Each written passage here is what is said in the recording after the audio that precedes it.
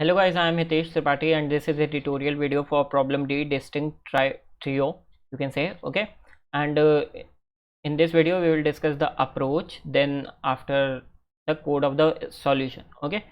Before this, if you want editorial videos of problem A, B and C, you can just go to YouTube channel Coding Talkies Newton School and you will get my editorial videos only, okay, of problem ABC of the same contest, right?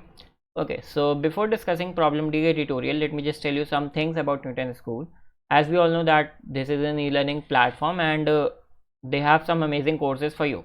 So their most amazing one is their pay after placement program. I'm not going to tell you any much about it. You can just access the link in the description or the contact details to get the follow-up. Let me just tell you in brief. So basically what they do, they will train you as a full stack developer, and not only this, after that they will also get you placed in these different companies, okay. And most amazing thing is that you don't need to pay even a single penny जब तक तुम किसी भी company में 5 to 40 LPA के CTC में place नहीं हो जाते, okay. So they have their own terms and conditions. You can just check, explore and choose the best for you, okay. And if you want to check their insights or something, you can just access their websites. They have already 600 plus partner companies, average LPA, okay. So better than many private colleges average LPA. So basically you can check out more about them. Just access the link in description. Now our problem, distinct trio. Problem statement is quite simple, okay. You are given a sequence of n, a, where n elements are a1 to an. Find the number of triples ijk such that ijk is in the sorted order and ai, aj and ak are distinct, okay. सीधा सीधा question है, एक array given है, तुम्हें number of triplets find करने हैं such that I सबसे पहले हो, जे उसके बाद के उसके बाद, ठीक है। तो पहली बात आई जे के तुम्हारे सॉर्टेड ऑर्डर में हो, प्लस ए आई ए जे और ए के डिस्टिंक्ट हो, मीन्स तीनों की वैल्यू अलग हो, ठीक है। Sorry for noise. Now second thing you can check is जो उनकी एरे की वैल्यूज़ हैं वो हैं 2 × 10⁵ प्लस जो नंबर्स हैं 2 × 10⁵। तो कहीं ना कहीं constraint we have to follow of n या n log n, okay. Now why okay, so let's discuss the approach for the question. I hope you get the question already. तो basically अगर मैं ये वाला टेस्ट केस समझाऊँ तुम्हें, तो 4 3 1 4 1 है, ठीक है। तो इफ़ आई फिक्स, मुझे आई जे के की वैल्यू चाहिए, ठीक है।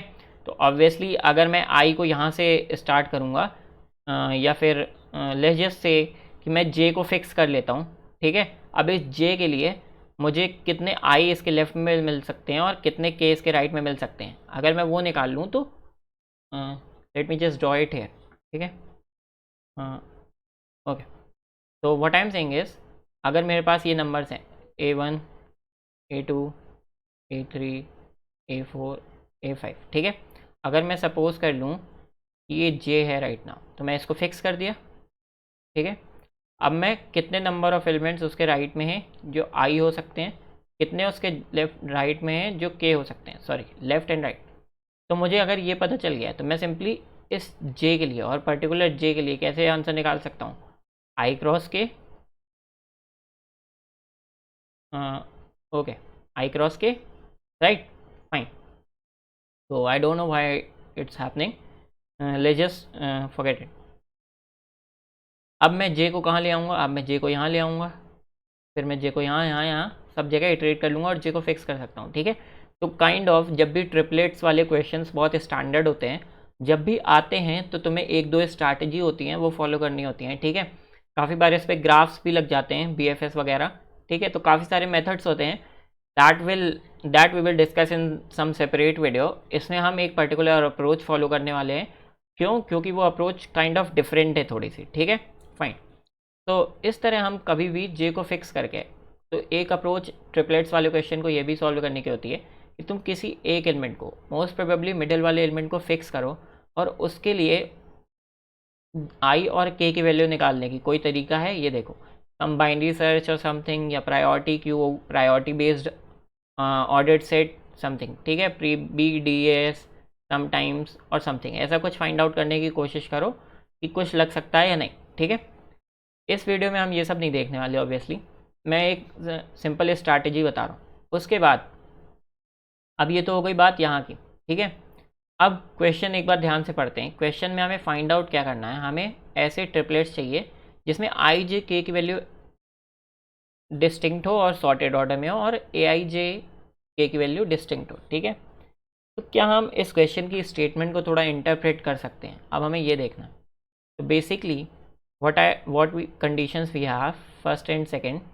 फर्स्ट कंडीशन है कि आई जे के ऐसे होने चाहिए, ए आई ए जे और a k does not is equals to होने चाहिए, ठीक है। अगर मैं इसको वाई से वर्सा सोचूं, ठीक है, पहले तो मैं ये चेक करता हूँ कि ए आई ए जे ए के ऑब्वियसली जब सॉर्टेड ऑर्डर में है, ठीक है, और ये सारे डिस्टिंक्ट हैं, ठीक है। तो यहाँ पे एक परमुटेशन कोई भी, सपोज ए आई ए जे ए को शफल कर दो, ठीक है, इन तीनों वैल्यूज़ को शफल कर दो, कोई एक परमुटेशन तुम्हें ऐसा मिलेगा जहाँ पे तुम्हारी एक ए आई डैश की वैल्यू ऐसी हो जाएगी, ठीक है, कोई एक परमुटेशन तुम्हें ऐसा मिलेगा। तो अगर मैं इसी कंडीशन को इसका कॉन्वर्स ले लूँ, ठीक है, या फिर तुम इसका जस्ट अपोजिट ले लो, इसका रिवर्स कर दो, ठीक, तो मेरी कंडीशन क्या बनती है? अगर मैं इसी कंडीशन को थोड़ा सा रिवर्स कर दूँ या थोड़ा सा ट्विस्ट कर दूँ, तो मेरी एक कंडीशन क्या बनती है? रिवर्स का मतलब तुम अभी समझोगे, ठीक है। एक कंडीशन मेरी ये बनती है कि अगर मैं इसको ऐसे लिख दूँ, ए आई ए जे ए के, ठीक है, और दूसरा क्या, i should be not equals to j should be not equals to k, ठीक है। तो इन दोनों में तुम्हें एक चीज़ तो मिल रही है कि पहली जो कंडीशन है वो है तुम्हारी उनके सॉर्टेड ऑर्डर की, और दूसरी कंडीशन क्या है तुम्हारे उनके नॉट इक्वल की। ये भी कुछ सेम है, बस यहाँ पे हुआ क्या है एग्जैक्टली, तुम्हारी जो वैल्यूज़ हैं, ठीक है, ए आई वाली कंडीशन में सॉर्टिंग लग गई है और इंडेक्सेस में तुम्हारी नॉट इक्वल्स टू वाली लग गई है।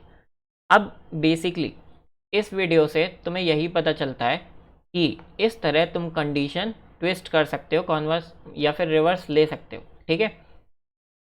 इसका सिंपल सा काइंड ऑफ लॉजिक ये है कि इन एनी केस तुम्हारे जो आई जे और के हैं, ठीक है, मान लो ये ऐसे हैं, सपोज इनकी वैल्यू है 1 2 और 3, और इनकी वैल्यूज़ क्या क्या हैं, 7 और 4 और 6 मान लो।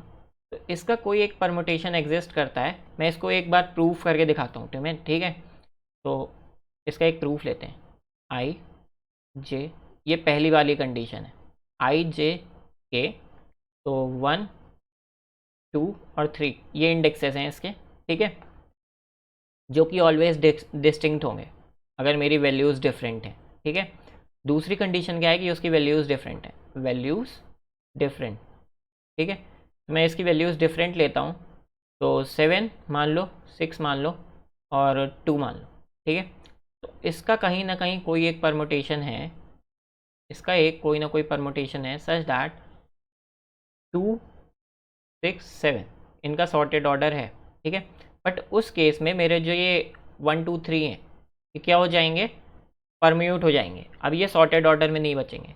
तो ये हुआ क्या एग्जैक्टली, ए आई ए जे, अगर मैं इसको ए आई ए जे ए के मान लूँ, ठीक है, जो सॉर्टेड ऑर्डर में है, और ये जो इंडेक्स है ये क्या बन गया, अब 2 का इंडेक्स था 3, 6 का इंडेक्स कितना था 2, इसका 1, ठीक है, और ये इंडेक्स है मेरे आई,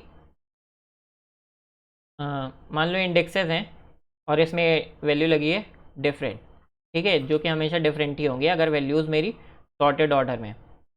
तो बेसिकली हो क्या रहा है, तुम्हारा ये पेयर भी सेम काउंट हो रहा है और ये पेयर भी काउंट 1 दे रहा है। आंसर में इंक्लूड कितना कर रहे हैं दोनों पेयर, आंसर में दोनों पेयर इंक्लूड करेंगे। बेसिकली क्वेश्चन का कहना क्या है, if you will count answer using this condition that will give you same value using this condition, ठीक है। तो कहीं ना कहीं इसका प्रूफ ये था कि जो तुम्हारा एक सिंगल पेयर है जिसके इंडेक्सेस आई जे के सॉर्टेड ऑर्डर में, और यू कैन से एक सिंगल ट्रिपलेट जो है, ठीक, जिसमें आई जे के जो इस ऑर्डर में है और उनकी जो वैल्यूज़ हैं ए आई ए जे के डिफरेंट हैं, वो भी तुम्हारे आंसर को सिंगल से +1 करेंगे। ठीक है, अगर तुम उनको इस तरह अरेंज कर लो, दैट इज़ उनको उनकी वैल्यूज़ को सॉर्टेड ऑर्डर में ले आओ और उनके इंडेक्सेस को तुम परम्यूट कर दो। ठीक है, तो तुम्हारा आंसर तो डिफरेंट होने नहीं वाला। ये जो वैल्यू है ये तुम्हारी इस वैल्यू को भी फॉलो कर सकती है। ठीक है, इट्स ऑब्वियस, अगर तुम इनको सॉर्ट कर दोगे तो ये वैल्यूज़ तुम्हारी डिफरेंट हो जाएंगी। दैट डजेंट मैटर, ये भी तुम्हारे आंसर को +1 करने वाला है। ठीक है, तो तुम कहीं इस केस में सोचो, अगर मान लो अभी तक समझ में नहीं आया तो अब तुरंत आ जाएगा। ठीक है, मैं जो कह रहा हूँ, सपोज तुम्हें जो कंडीशन पहले गिवन थी आई जे के और वैल्यूज़ डिफरेंट। ठीक है, अगर इसकी जगह तुम्हें क्वेश्चन में ये कंडीशन गिवन होती ए आई ए जे ए के। ठीक है, अगर तुम्हें ऐसी वैल्यूज़ गिवन है और मान लो ऐसी वैल्यूज़ गिवन है और तुम्हारे आई जे और के डिफरेंट हैं। ठीक है, तो तुम इसका भी ऐसे ही कंक्लूड कर सकते हो कि अगर ये वाली वैल्यूज़ हैं तो ये भी तुम्हारे आंसर को 1 से इंक्रीज़ करने वाली है और तुम इनको इस फॉर्म में भी कर सकते हो, उसकी वैल्यूज़ परम्यूट कर दो और उसके इंडेक्सेस सॉर्टेड ऑर्डर में ले आओ, तब भी तुम्हारा आंसर +1 ही करेगा ये जो ट्रिपलेट है। ठीक है, तो इसलिए यहाँ पे ये चीज़ फॉलो हो रही है तुम्हारी, दैट कि तुम रिवर्स भी उसकी कंडीशन कर सकते हो। तो बेसिकली हुआ क्या है इस क्वेश्चन में, यही इसीलिए मैं इस क्वेश्चन में ये वाली मतलब चीज़ समझा रहा हूँ तुम लोगों को कि कभी भी तुम्हें ऐसी कंडीशन गिवन होती है तो तुम उसको इंटरप्रेट करके एक जनरल स्टेटमेंट बना सकते हो, that we can put this condition in these values and indexes को हम परम्यूट कर सकते हैं। ठीक है, हमारे आंसर में एक ही से इंक्रीज़ होगा। तो बेसिकली अब हमारा क्वेश्चन रह क्या गया, अब हमारा क्वेश्चन ये है कि हमें ए आई लेस देन ए जे लेस देन ए के वाली वैल्यूज़ ढूंढनी है सच दैट आई जे के डिफरेंट है। ठीक है, ऑब्वियसली अब जब ये सारी वैल्यूज़ सॉर्टेड ऑर्डर में हैं तो ये वाली वैल्यूज़ डिफरेंट रहेंगी। ठीक है, तो बेसिकली तुम्हें करना क्या है, तुम्हें ऐसी वैल्यूज़ ढूंढनी है जिसमें 3 सॉर्टेड ऑर्डर में पेयर बने हो। ठीक है, ए आई मिले, फिर उससे बड़ा कोई नंबर हो, फिर उससे बड़ा कोई नंबर हो, ऐसे ट्रिपलेट्स ढूंढने तुम्हें।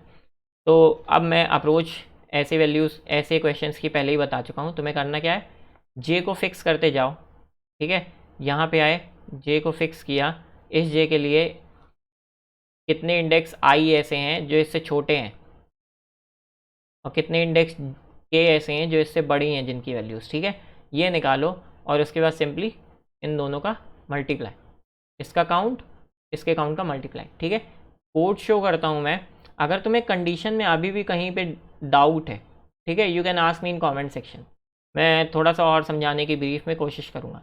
मैंने सिंपली क्या किया, इनपुट ले लिया, एक फ्रिक्वेंसी एरे बना ली, नंबर की वैल्यूज़ कब तक कहाँ तक हो सकती हैं 2 × 10⁵ तक। ठीक है, उसके लिए सबकी फ्रिक्वेंसी अपडेट कर दी, फिर मैंने यहाँ पे प्रीफिक्स सम बनाया फ्रिक्वेंसीज़ का। ऐसा क्यों किया, अब तुम्हें मिलेगा क्या, ith इंडेक्स पे क्या मिलेगा, जितनी भी उस i से छोटी वैल्यूज़ हैं, ठीक है, 0 to i-1 उन सब की फ्रिक्वेंसीज, और f of i कितना हो जाएगा, total number of elements present in the array which are less than i। ठीक है, इसलिए तो अगर यहाँ पे डाउट है तो भी पूछ लेना। आंसर को 0 से इनिशलाइज किया, एरे में इटरेट किया। अब मुझे क्या चाहिए, सिंपली जितने ai से छोटे हैं जितने ai से बड़े हैं, तो ai से छोटे वालों के लिए मैंने f of i-1 ले लिया, तो मुझे total number of elements which are equals to और लेस देन i-1 मिल जाएंगे। प्रीफिक्स एरे, ठीक है, प्रीफिक्स सम एरे, और n-fi कर दूंगा तो मुझे total number of elements which are greater than, just greater than f of i। ठीक है, ये मिल गया मुझे, और आंसर में मैं सिंपली आंसर प्रिंट कर दूंगा। Thank you guys for watching this video. If you still have any doubt you can ask me in comment section, I will explain you in brief again. If you haven't check Newton school पे after placement program, you can check the link in description, you will get it. In the end, if you haven't subscribed this YouTube channel, just go subscribe this YouTube channel and hit the like button for this video and share this to your friends. Thank you guys for watching.